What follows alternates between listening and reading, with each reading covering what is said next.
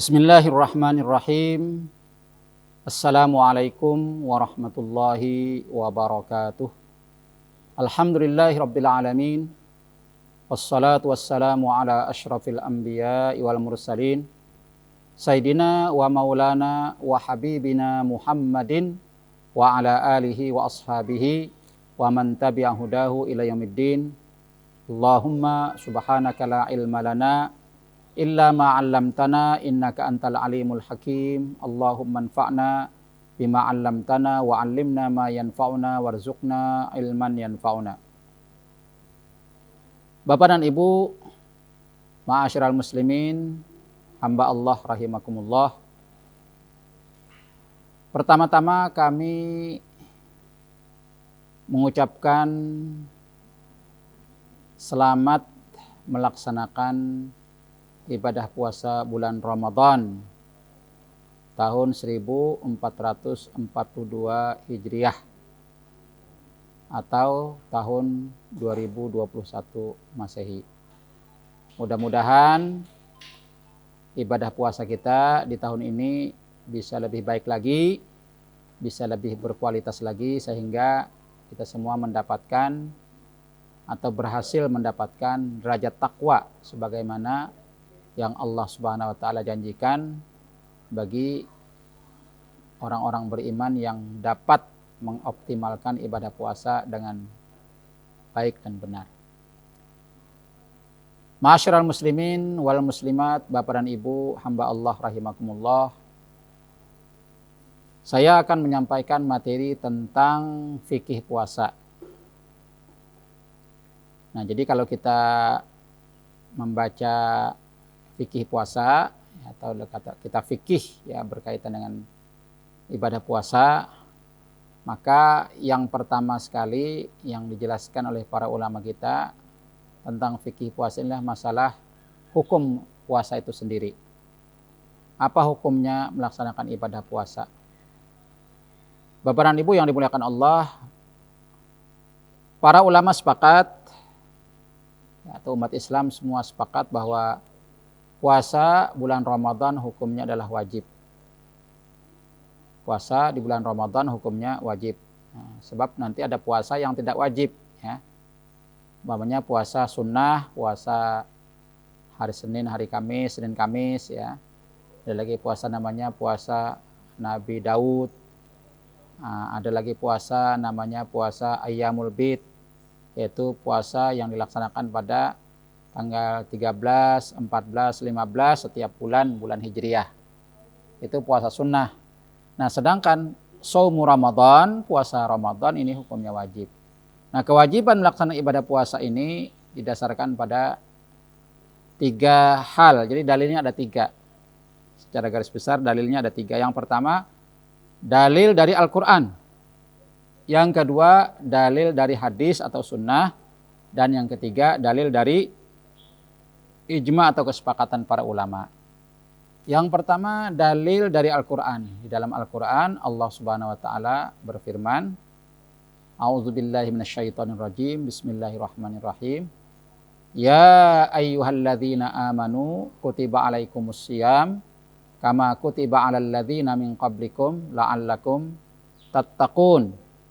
Hai orang-orang yang beriman, diwajibkan kepada kalian semua untuk berpuasa sebagaimana diwajibkan kepada umat-umat sebelum kalian agar kalian menjadi orang-orang yang bertakwa. Nah, Bapak dan Ibu, para hadirin hadirat, para ma'asyiral muslimin wal muslimat, hamba Allah rahimakumullah, ayat ini kata para ulama kita adalah ayat yang menjelaskan tentang kewajiban melaksanakan ibadah puasa. Jadi ibadah puasa itu hukumnya wajib. Apa dalilnya? 1, Quran. Nah, tadi ayatnya. Nah, kemudian yang kedua, dalil bahwa ibadah puasa ini hukumnya wajib. Nah, kita tahu wajib maknanya kalau kita laksanakan kita mendapatkan pahala. Kalau kita tidak laksanakan kita berdosa. Itu wajib, ya. Berbeda dengan sunnah. Kalau sunnah itu kalau kita laksanakan kita mendapatkan pahala, kalau tidak kita laksanakan tidak berdosa. Sama-sama perintah. Wajib itu perintah, cuma perintahnya semacam anjuran saja. Kalau wajib itu diwajibkan, ya, dipaksa, mau tidak mau. Tapi kalau sunnah itu semacam anjuran, ya, dilaksanakan baik, kalau tidak dilaksanakan tidak apa-apa. Nah, kembali kepada dalil sunnah yang kedua, yang menunjukkan bahwasanya ibadah puasa bulan Ramadan itu adalah wajib, adalah hadis Rasulullah sallallahu alaihi wasallam, ya, yaitu yang berbunyi, ya, ini hadis ini terdapat dalam kitab Al-Arba'un An-Nawawiyah, bunyinya Bunyal Islamu ala khamsin. Islam itu dibangun atas 5 perkara. Ya, ini yang kemudian dijadikan sebagai dalil rukun Islam, ya. Kita Ahlussunnah wal Jamaah, rukun Islam kita jelas, ya, 5. Berbeda dengan umpamanya orang-orang Syiah, itu berbeda. Nah, orang Syiah ini rukun imannya beda, rukun Islamnya juga beda. Nah, Rasulullah bersabda, Bunyal Islamu ala khamsin.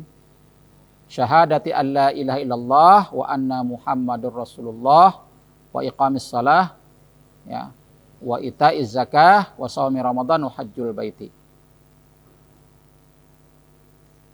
Islam itu dibangun atas 5 perkara.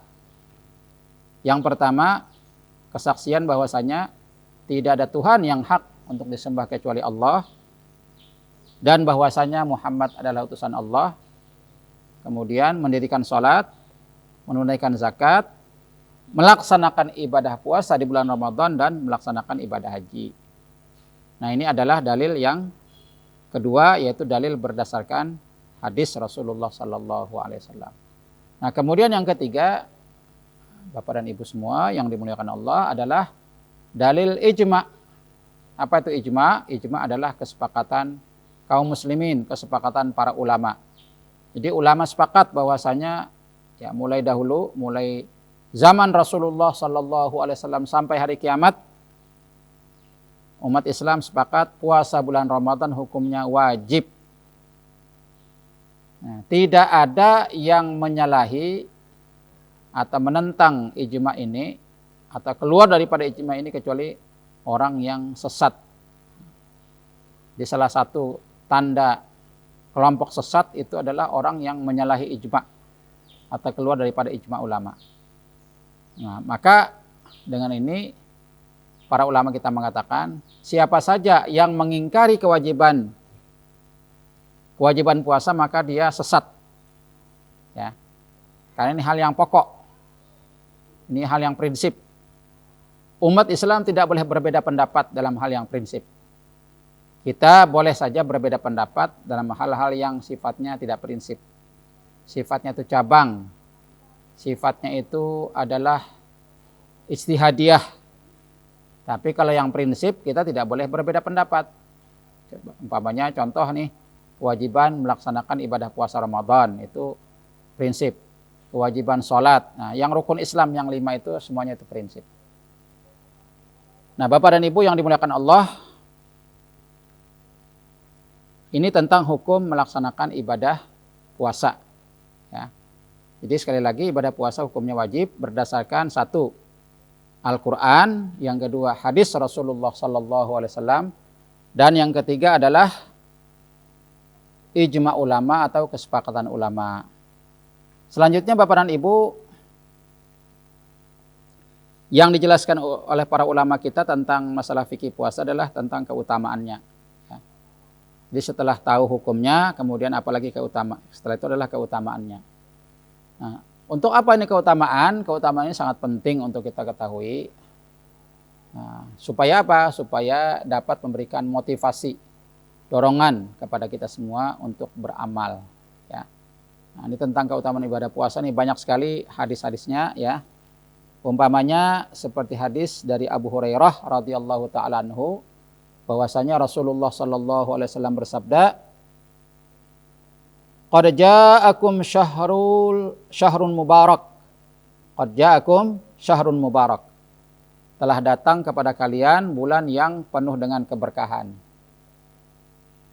Uftirada alaikum siyamuhu. Diwajibkan kepada kalian semua untuk berpuasa pada bulan tersebut. Tuftahu fihi abwabul jannah.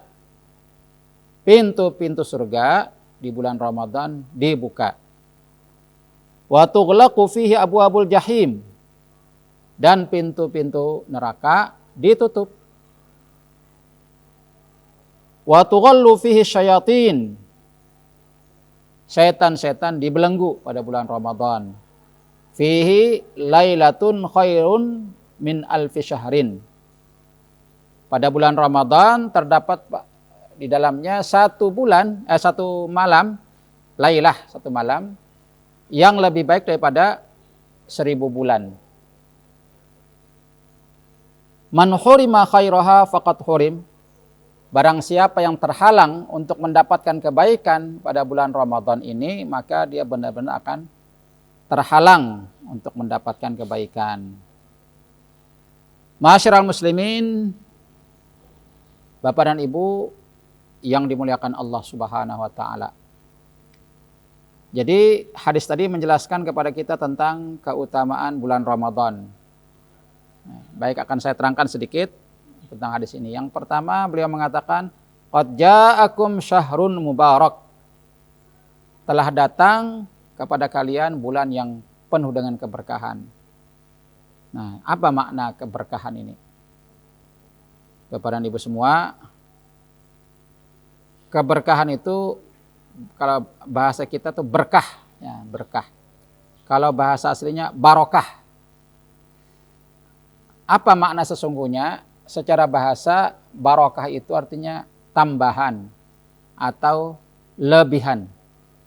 Lebihan, kelebihan atau tambahan, ya. Kemudian menurut istilah barokah itu artinya adalah dijelaskan oleh para ulama, di antaranya adalah yang mereka katakan atau dikatakan oleh sebagian ulama kita, ziyadatul khairil ilahi fi syai'. Apa maknanya? Maknanya nilai tambah yang Allah Ta'ala berikan pada sesuatu. Di barokah itu artinya nilai tambah. Ada nilai tambah yang Allah Ta'ala berikan pada sesuatu. Nah, sesuatu itu Bapak dan Ibu ada dua macam. Yang pertama waktu, yang kedua tempat. Nah, waktu diantaranya adalah waktu yang barokah, berarti diantaranya adalah bulan Ramadan. Jadi bulan Ramadan ini jelas sekali disebutkan oleh Rasulullah bulan yang berkah. Jadi artinya tidak seperti bulan-bulan lainnya. Bulan yang punya nilai tambah. Nah, apa? Nah, nilai tambahnya itu adalah disebutkan umpamanya di sini, pada bulan Ramadan Allah wajibkan kita untuk melaksanakan ibadah puasa. Nah, di bulan lain Bapak dan Ibu kita tidak diwajibkan untuk berpuasa. Dari bulan Muharram, Safar, Rabiul Awal, Rabiul Tsani sampai bulan Zulhijjah, ya. Dalam 12 bulan itu hanya pada bulan Ramadan saja kita diperintahkan untuk atau diwajibkan untuk berpuasa. Itu berarti nilai tambah yang terdapat pada bulan Ramadan. Pada bulan Ramadan ini Allah Subhanahu wa taala buka pintu-pintu surga. Nah, jadi makna pintu surga dijelaskan oleh para ulama kita. Pertama, memang pintu surga itu dibuka. Ada lagi yang memahaminya itu adalah semacam kiasan, ya. Jadi pintu surga terbuka dan maksudnya adalah pintu-pintu kebaikan, karena surga itu adalah simbol kebaikan. Di berbagai macam kebaikan terbuka lebar. Nah, ini kan bisa kita rasakan. Yang pertama, kita puasa. Kita yang tidak biasa puasa sunnah, mau tidak mau harus puasa pada bulan Ramadan. Ini kan berarti satu kebaikan, ya. Kita yang mungkin malas baca Quran, tapi pada bulan Ramadan kita jadi semangat baca Quran, itu berarti nilai tambah, ya. Kita yang tidak terbiasa qiyamul lail, salat tahajud, pada bulan Ramadan kita semangat, ya, salat tarawih, karena salat tarawih sama dengan salat tahajud. Dan lain sebagainya. Kita yang mungkin tidak terbiasa atau jarang sedekah, pada bulan Ramadan kita memperbanyak sedekah. Ini berarti nilai tambah yang pintu kebaikan, ya, yang Allah Ta'ala bukakan pada bulan Ramadan. Nah, juga disebutkan lagi ada beberapa riwayat bahwa pada bulan Ramadan ini Rasulullah SAW sebutkan nilai pahala itu dilipat gandakan, ya. Jadi pelipat gandaan pahala itu tidak terdapat di luar bulan Ramadan. Hanya ada di bulan Ramadan, itu berarti juga nilai tambah. Nah, kemudian pada bulan Ramadan pintu-pintu neraka ditutup.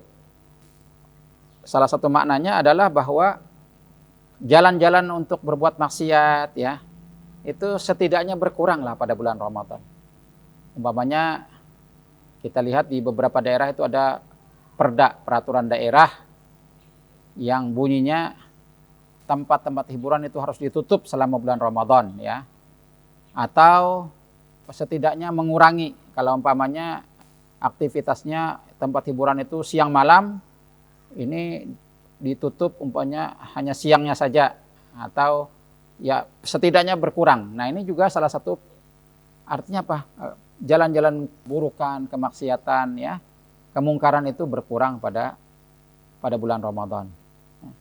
Ini juga termasuk dengan makna wa tughallu fihi syayatin. Setan itu dibelenggu. Setan dibelenggu. Jadi memang ada penafsiran dari para ulama kita tentang makna setan dibelenggu. Ada yang mengatakan bahwa ini maknanya hakiki, bahwa semua setan dibelenggu pada bulan Ramadan. Ada juga ulama yang mengatakan tidak dibelenggu semua, tetapi yang dibelenggu itu adalah setan-setan yang bandel-bandel begitu ya, atau yang ada setan yang tidak bandel ya. Setan-setan yang mungkin biang-biangnya atau yang yang pentolan-pentolannya atau ya semakna itulah. Ya. Jadi bahasa Arab itu marodatus syayatin. Maroda itu artinya orang yang setan yang luar biasa ya, yang luar biasa jahatnya. Nah, itu kemudian salah satu kelebihan lain di bulan Ramadan adalah bahwa pada bulan Ramadan ini ada satu malam yang disebut dengan Lailatul Qadar. Ya. Ini kalau kita lihat terjemahnya, Lailatul Qadar itu malam kemuliaan. Al-Quran menjelaskan, Lailatul Qadri khairun min alfi syahrin. Satu malam yang lebih baik daripada 1000 bulan. Maksudnya apabila kita beribadah pada bulan Ramadan itu, maka kita akan mendapatkan pahala ya. Pada malam itu kita akan mendapatkan pahala seperti pahala yang kita dapatkan lebih daripada 1000 bulan ya, atau dihitung lebih daripada 80 tahun. Nah, jadi kita beribadah satu malam, tapi pahalanya melebihi pahala yang kita dapatkan kalau kita beribadah selama 80 tahun. Nah, ini adalah nilai tambah yang terdapat pada bulan Ramadan. Jadi barokah itu adalah artinya nilai tambah. Jadi ini yang pertama adalah barokah waktu, kemudian ada lagi nanti barokah tempat. Nah, barokah tempat itu umpamanya masjid. Nah, masjid ini kan tempatnya biasa saja kan, kita lihat ya.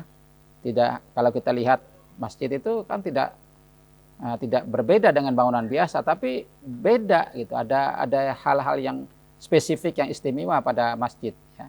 Maka masjid disebut dengan tempat yang barokah. Bapak dan Ibu, ma'asyiral muslimin, hamba Allah rahimakumullah. Nah, ini dulu tentang fikih puasa kita ya. Nanti insya Allah kita lanjutkan lagi di pertemuan berikutnya. Kita baru membahas tentang hukum dan keutamannya. Mudah-mudahan kita tetap diberikan umur panjang, kesehatan. Insya Allah bisa bertemu pada episode berikutnya. Kami akhiri wabillahi taufik wa hidayah. Wassalamualaikum warahmatullahi wabarakatuh.